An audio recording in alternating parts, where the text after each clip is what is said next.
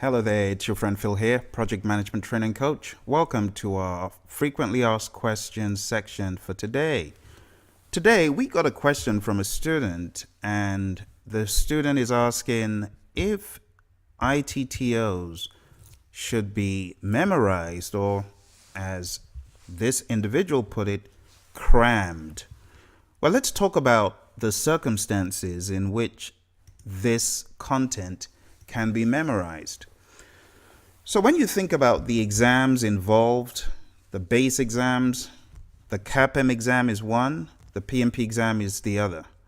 The CAP-M exam, as I covered a few days ago, is based largely on knowledge, you having the knowledge.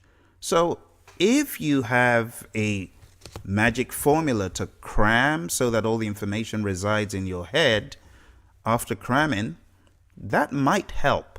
I don't advise it because project management should be more about the pragmatism of what we study in the book, not necessarily about memorizing terms and phrases. That very rapidly devalues the CAP-M certification or the PMP certification if one were to cram. Now, for the PMP exam, even if you did cram, think about it. What is the PMP exam largely based on? The PMP exam is based on not just the knowledge that you gain from the PMBOK guide, but the application of the knowledge. It's not the knowledge that causes people to fail. A lot of people have the knowledge. A lot of people know what's in the book and on what page it's on. But if you ask them to apply the knowledge, then they run into trouble. And that's why lots of people don't do well on the exam because they think it is a memory test. The PMP exam is not a memory test. It is an application-based scenario set of questions to find out if you are able to apply project management as defined in the PMBOK guide to your projects. Okay, so this is all about understanding and applying that knowledge to solve problems. With that said, on the CAP-M exam, memory recall can be helpful to some degree, but I wouldn't advise that you go off on a cramming spree because that could come back to haunt you in a real world setting on an interview, for example, where you're asked pragmatic questions about the content in the PMBOK guide. Cramming won't help you then. What will help you is understanding the nuts and bolts. For example, I went to an interview after I got PMP certified, and this interview was very intense, asking me questions about earned value management, about EV, PV, AC. How would you implement an earned value management system? What are the pieces and components? So I took it upon myself to study again after my exam for this interview. So I studied on Defense Acquisition University very intensely just to get up to speed with earned value. And at the end of the day, I did extremely well and got a gig for a couple of years where I learned a lot about earned value and its pragmatic application. Now, cramming wouldn't have helped me there, would it? So I want to encourage you, if you're getting ready for the exam, take the high road, go study, go understand, don't cram, because at the end of the day, you could fall flat if you crammed. Case in point, earlier back in my career, I remember sitting in front of a couple of people interviewing me at DHL. I've told this story many times on the channel, but anyway, I go up to Scottsdale for this interview and I fell totally flat. I didn't know about the PMI, didn't know about the world of Prince 2. I basically crammed going into the interview, and what I crammed was even wrong. I crammed the software development lifecycle and fell flat with a resounding thud. You don't want that to happen to you.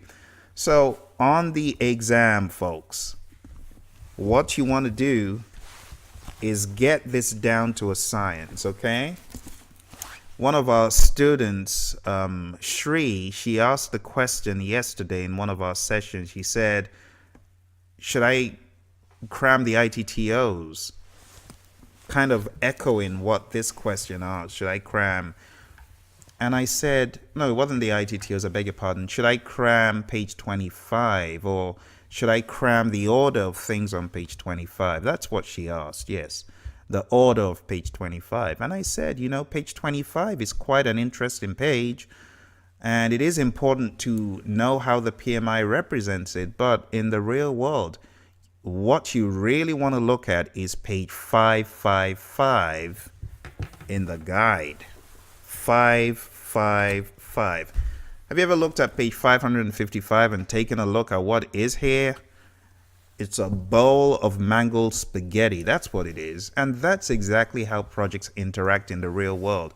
In the real world, projects are not cookie cutter, A, then B, then C, then D. And this is what gets certain people quite irked at project management lawyers, because true PMPs would know that there's such a thing as tailoring. You got to tailor processes to your project. And there's lots of things for those who cram page 25 and are like zombies for a particular chart that's out there. They're like, oh, everything's according to this chart. I shake my head, because at the end of the day, it's not about following rigid 1, 2, 3, 4 type linear sequences. It's about applying it. Now, let me just very quickly give you 3 examples. 3 examples is all I need. How about that? 3 examples. Okay. If you go to 13.1, what do you notice? An input to 13.1 in the PMBOK guide is the project management plan. Why is the project management plan an input to the process 13.1, which technically speaking happens right up front in the project?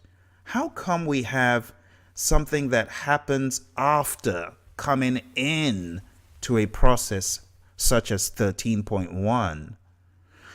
Let's talk about 4.1. 4.1 has the input known as outputs from other processes.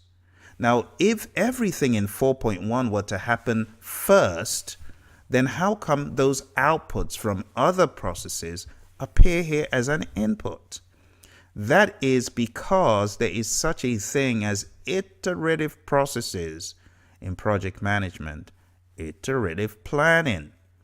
Let's look at another example. This is 7.3 and determine budget on page 248.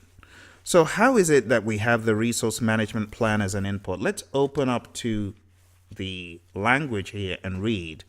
It says here on page 250, it says, the resource management plan provides information on rates, personnel and other resources, estimation of travel costs, and other unforeseen costs that are what? Necessary to estimate the overall project budget. Did you see that? So these things that are mentioned on page 250, such as the resource management plan, if you are going in that rote, strict linear rotation, bam, bam, bam, then how would you get your resource management plan to be an input to a process in cost? How? Now, going back to 7.2, there's something in 7.2 I need to bring to your attention, and that is on page 240, that is the risk register. How is it that if risk happens in that linear rotation, we get done with cost, then risk. If it was in that rotation, how come we have the risk register as an input? These things show you that you don't need to be a zombie, okay? When it comes to page 25, you got a lot of page 25 zombies. Don't be a page 25 zombie, okay? If you're looking for project management training and coaching that can help you move from one state, such as being a zombie, to really understanding and being a boss of the content, you want to go to Praizion.com, sign up for one of our courses, either the PMP Exam Prep Camp course, or perhaps you want to sign up for the PMP Exam Power Review, which is great if you are just getting ready for your PMP exam. You've been for boot camp, a boot camp that you're really sure of, because if you're not sure of the boot camp, you need to sign up for PMP Exam Prep Camp of 35 hours. But if you're quite happy with your boot camp and all you need is a quick kick, to check to make sure that you are really in order, then maybe sign up for the PMP Exam Power Review. And also don't forget to sign up for the PMP mock exams. Those will definitely help you. Okay? Thank you very much for joining me, and thanks for all those who wrote in questions. If you've got a question, please send in your question in the comments below, and I'll be answering your question on a different day in a different session. Thank you, and bye for now.